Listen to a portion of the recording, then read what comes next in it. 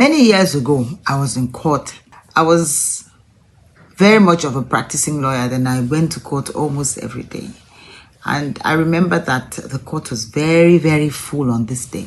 Immediately after my own case was called and whatever happened, I don't remember whether it was adjourned or whatever it was. A case was called and it was against an elderly woman. It turned out that they had the same surname. It turned out that they were husband and wife. The husband was divorcing his wife. At that time, they would have been about in their early 60s or very late 50s. Certainly, they had a daughter who was a lawyer like me, possibly slightly younger, who was in court as well on that day to represent her mother. It was a most unfortunate scene. At some point, after the man had been sworn on the Bible in the witness box, ready to give his evidence, the judge asked to be excused for a few minutes. I don't know what he went into his office for.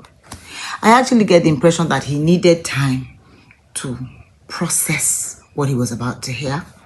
Of course, he had read the pleadings earlier. It was very dramatic. The court was very full. And so as the judge left to go back into his chambers for a while, the woman went to the man on her knees and she started to beg him. The registrars of the court knelt down and they begged this man. Their daughter, who was representing the mother, was begging as well. She was on her knees. Now, I was about to leave the court, but I stopped to watch the drama. And the woman was crying. He was saying all kinds of things to her. I didn't move close enough to hear whatever it was he was saying. But you could see in his body language that he had decided, he had taken a decision that was the end of the marriage. And he probably had a right to, because I don't know the story. But the important thing was I wondered as I left, why did she leave? Why did she leave things till so long? Either why didn't she leave or why didn't she work on her marriage? And I hear a lot of people saying to me in this video, maybe she did.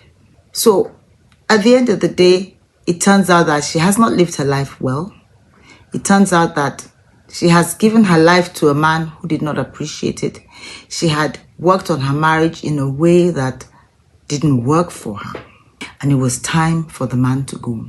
She had probably told everybody that she would never divorce him, but he was ready to divorce her. And so, thinking later about other stories that I had heard, other stories that I had witnessed, other stories that I had participated in terms of man and woman wanting to divorce themselves, I started to wonder, why do people refuse to go or refuse to heal their marriages in good enough time? Now, let me tell you, I believe very much that marriage is a sacred institution. Marriage is something that needs to be worked at. When we go into school, for instance, and we're in grade 1 or primary 1 or whatever, GSS 1, we work hard so that we can get into GSS 2. And it goes the same for marriage. You cannot say that because I got married to so-and-so and we were in love, that love will keep us throughout the marriage. Let's be honest with ourselves. Many of us seem to think that because the church has joined us or because society says we must not get divorced, that then we must not get divorced and we just stay in the marriage. Of course, I know that there are some marriages that just have to be broken. It's better for the parties to go. But the majority of marriages are in that borderline where it is too sweet to leave and it is too bitter to stay. And that's where you need your clarity. That's where you need to understand, what am I doing? Am I going to work on it so that I can stay in it and live a happy life? Or am I going to leave the marriage so that I can live a happy life?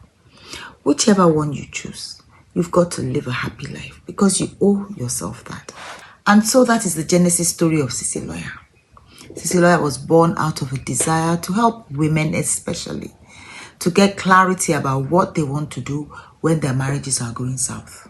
I believe that every marriage, except of course the ones that are just marriages from hell, I believe that every marriage can be worked on. People can reach places of mediation and places where they can say, all right, this is what we want for our marriage.